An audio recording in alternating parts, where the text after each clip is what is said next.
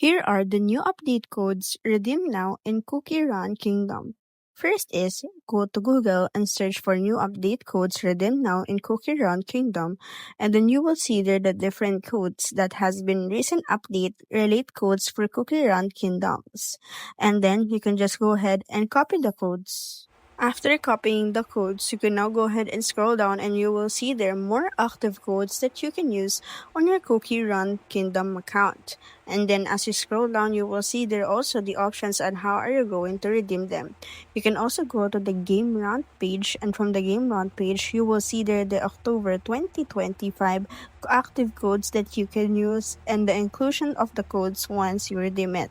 So let's say for example, we are going to avail the Kingdom 1 million.